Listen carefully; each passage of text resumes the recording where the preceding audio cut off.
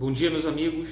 Hoje é dia 10 de fevereiro de 2020, mais uma vez aqui para compartilhar uma palavra e trazer a reflexão de cada inscrito e não inscrito no canal, para que vocês possam avaliar aquilo que vocês têm aprendido, aquilo que vocês têm vivido dentro de algumas instituições, dentro de algumas chamadas igrejas, né? Que a gente sabe que tem pervertido, que tem denegrido a palavra de Deus e acaba escandalizando aquilo que a verdade das Escrituras, dos Evangelhos.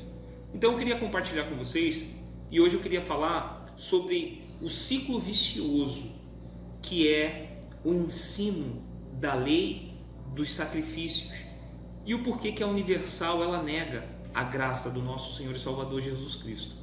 Queria começar falando sobre aquilo que João, no livro de João, no capítulo 1, no verso 16, ele diz o seguinte: e todos nós recebemos também da sua plenitude, com graça sobre graça, porque a lei nos foi dada por Moisés, a graça e a verdade vieram por Jesus Cristo. João ele estava descrevendo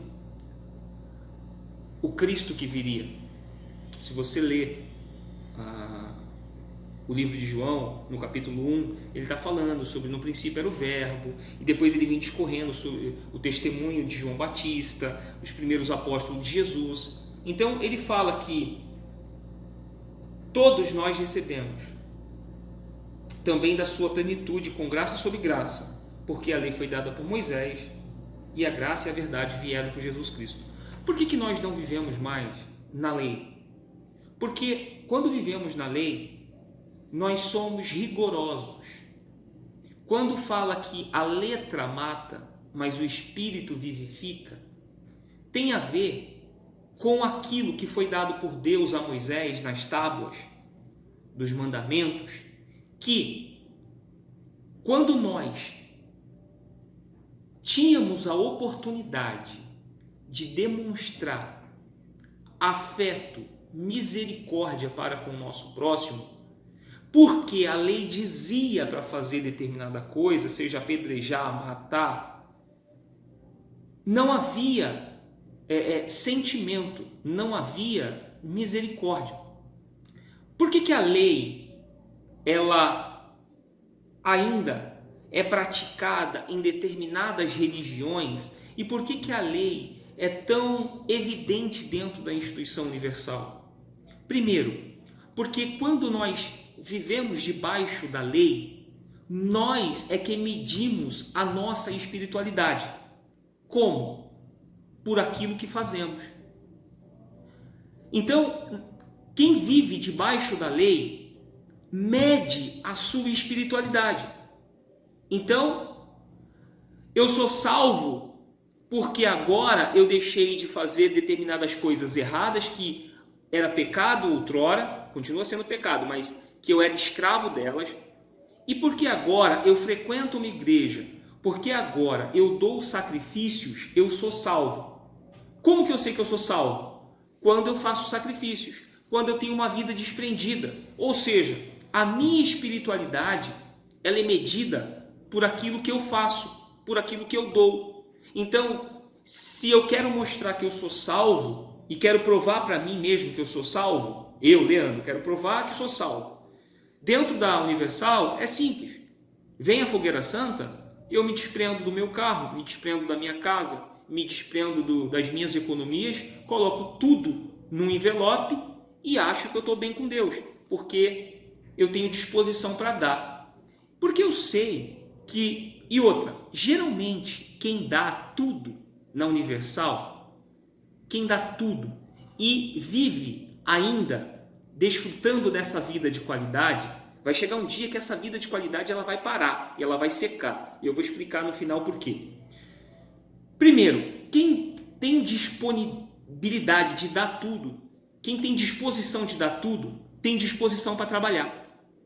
Então, a pessoa associa a riqueza dela à entrega do sacrifício dela, e porque ela tem disposição para trabalhar, porque ela tem disposição para produzir, ela tem boas ideias, e ali, com aquelas ideias que o próprio Deus dá a ela, não pelo sacrifício, mas porque Deus é bom, e é graça dele também sendo derramada sobre nós, ela associa o sacrifício dela ao benefício daquilo, mas ela não, como é que eu posso dizer? Ela associa a materialidade da fé dela, ou ela associa a espiritualidade dela naquilo que ela colocou no altar. Então ela associa que ela está bem com Deus. E aí você percebe que essas pessoas, por que são as mesmas pessoas que dão os mesmos testemunhos e até melhoram? Eu acredito que realmente elas melhoram. E outras, tantas outras não fazem. Primeiro, porque aquela que sempre dá testemunho é a pessoa que tem disposição para o trabalho. E aquela que deu o seu tudo, que deu casa, deu carro, né, deu as economias e vive numa miséria hoje, é porque ela é preguiçosa, ela não tem disposição para o trabalho. Então, se realmente o sacrifício movesse a mão de Deus, até aquela que não tem disposição para o trabalho, Deus teria obrigação de abençoar. E não é isso que acontece. Então, você vê sempre as mesmas pessoas dando os testemunhos. E tantas outras, ou a maioria, não dão testemunho. Então, na lei ou no ensino da instituição universal, você mede a sua espiritualidade por aquilo que você faz, por aquilo que você dá, pelo sacrifício que você faz, pelo propósito que você faz, pelas ofertas que você faz, e ali você diz que você está bem, você avalia a sua espiritualidade com Deus por aquilo que você dá. E aí, olha o que lá em Efésios 2,8, o apóstolo Paulo fala. Efésios 2,8: porque pela graça sois salvos, por meio da fé, e isso não vem de vocês, é dom de Deus, não vem das obras, para que ninguém se glorie. Vamos lá de novo. Não vem das obras, para que ninguém se glorie.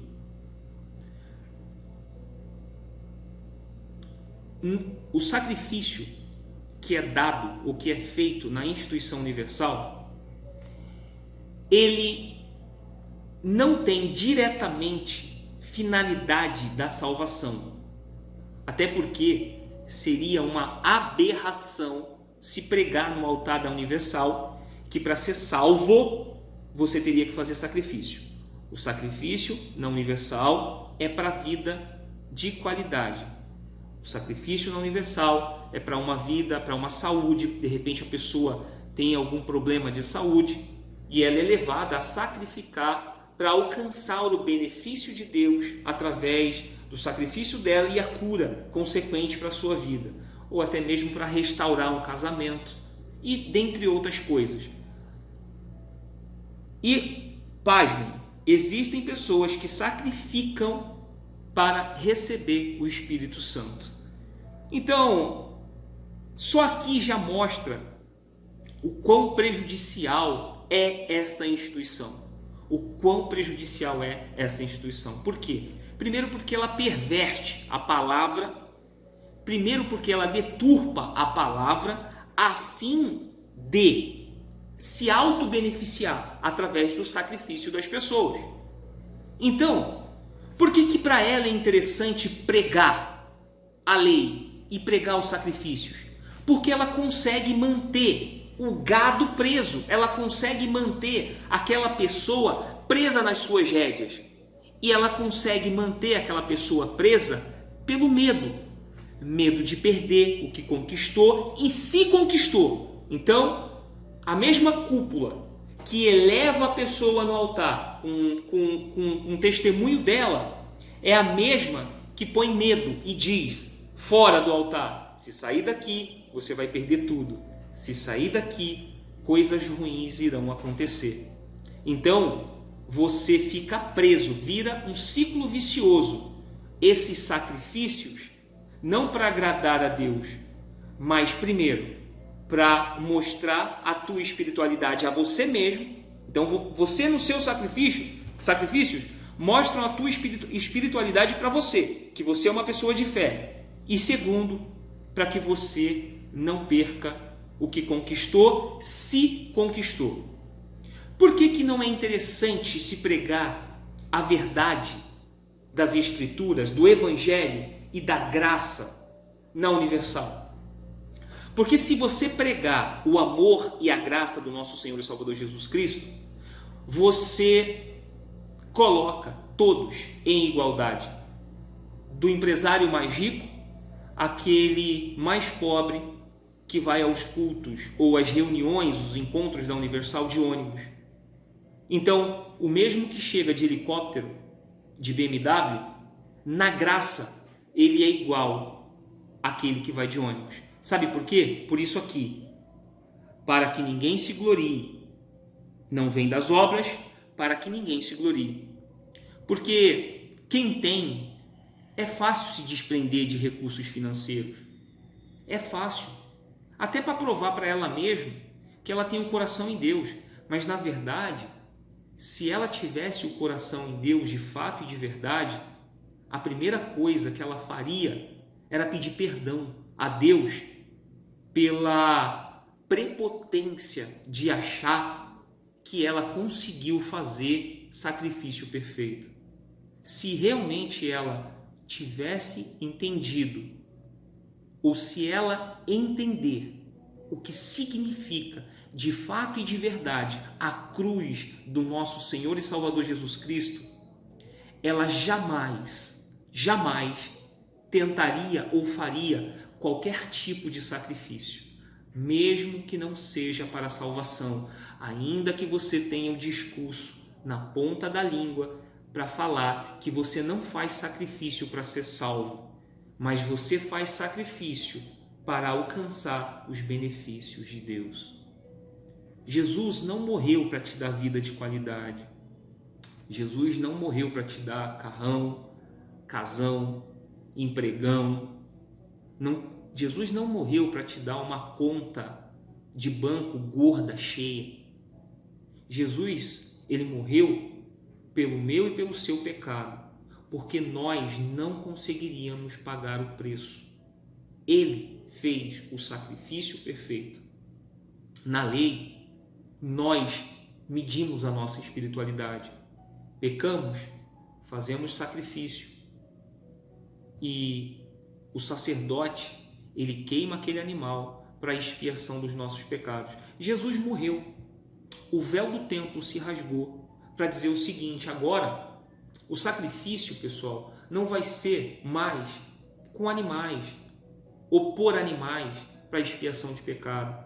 Agora você tem acesso diretamente ao principal ou o último sumo sacerdote, que é Jesus. Dando continuidade aqui, o vídeo acabou ficando, eu tive que editar. Então, agora nós temos acesso diretamente ao Senhor Jesus por aquilo que Ele fez, pelo sacrifício dele. Por isso que a salvação é pela graça e não pelo que fazemos. Justamente para que ninguém se glorie. O rico se gloriar porque fez o sacrifício alto ou deu tudo, e o pobre se sentir humilhado porque não tem o que dar. Por isso o mal que essa seita, essa instituição faz na vida das pessoas. Ela escraviza as pessoas pelo medo, pelas suas próprias cobiças, desejos desenfreados de ter uma vida de qualidade, de achar que vai glorificar a Deus pela vida de qualidade que ela possa ter. E na realidade não é assim. Então, que você possa avaliar esse ensino maldito de lei, de sacrifício, e perceber o grande mal que você tem produzido e provocado na sua vida. Como eu disse, se pregasse a graça na Universal, o poder desses lobos, desses bispos, dessa alta cúpula, que vive uma vida que, me perdoe, mas não é vida de pastor, que pastoreia ovelha. São empresários, são poderosos, se venderam para o Deus desse tempo. Se venderam para o Deus desse tempo. E o Deus desse tempo não é o Senhor Jesus. Você pode ter o argumento que for, você pode falar o que quiser. Se você se sujeita em obediência a esses anticristos, pequenos anticristos, se você se sujeita a esse ensino, saiba, você não é inocente. Você está fazendo exatamente aquilo que eles querem que vocês façam. Neguem ao Senhor Jesus. Que vocês rejeitem a salvação do Senhor Jesus pela graça. A graça, ou quando vivemos na graça, nós não queremos mais viver a vida de pecados ou no pecado. Não. Primeiro, porque nós entendemos que foi pago um alto preço naquela cruz. E depois nós não pecamos ou não queremos mais viver no pecado em gratidão. A gratidão é tão grande no nosso peito, a gratidão é tão grande na nossa vida, que nós passamos a fugir do pecado. Vamos errar em outras coisas, mas naquilo que éramos escravos do pecado, nós somos livres pelo sacrifício de Jesus naquela cruz. Então, que você possa ter esse discernimento, que você possa ter esse desejo de fato e de verdade, de buscar a verdade das Escrituras. Se você tem percebido pessoas saindo, e quando eu falo sair, eu não falo de sair e se perder nesse mundo afora, não. Para as pessoas saírem, para de fato e de verdade buscarem conhecer a Deus e viver uma vida de retidão. Não é mais sacrifício, mas é obediência. O sacrifício agora passa a ser obediência. Você passa a não viver mais no pecado, você passa a não viver mais a sua vida para você, para os seus próprios desejos, para os seus próprios sonhos. Você vive em função do reino, porque você quer agradar a Deus de fato e de verdade. A graça só é desgraça na vida daquele poderoso que quer continuar sendo poderoso, porque ele despreza a graça, porque para ele é interessante ter pessoas servindo a ele, porque para ele é interessante ter na mão dele essa medição da espiritualidade, dele colocar medo em você quando você não sacrifica mais ou quando você desce desse altar de pedra. O altar que você precisa ter preparado é aqui no coração, é a obediência, é você fugir da aparência do mal, fugir do pecado, é você ter um coração grato, ter uma mente grata pelo sacrifício perfeito de Jesus e não medir a sua espiritualidade por sacrifícios, por esse ensino, aí sim, esse ensino barato. A lei, quando eles falam que a letra mata, né? Que a cúpula, a alta cúpula da Universal diz que a letra mata, é verdade, a letra que mata é a letra da lei, porque a letra da lei não tem misericórdia. Jesus, quando foi levado até ele aquela mulher pega em flagrante adultério, a lei mandava apedrejar, a lei mandava matar.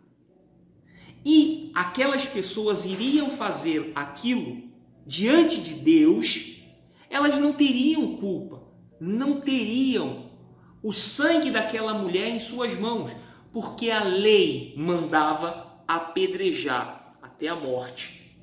Jesus chegou e ali ele já vinha dando ou já mostrando como seria daquele momento para frente, ou seja, a graça.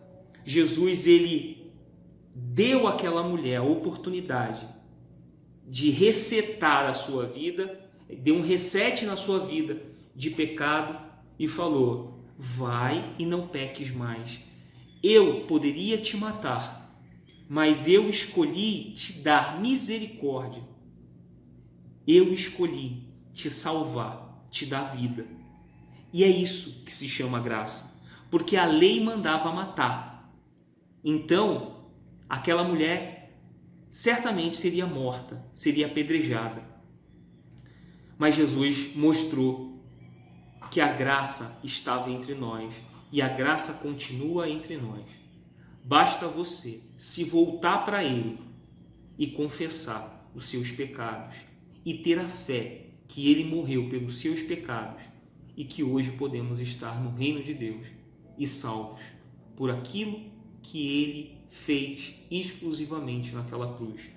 Nós não podemos contribuir com nada, apenas crendo que Ele morreu e ressuscitou e que Ele pode nos salvar, desde que vivamos em obediência à sua palavra.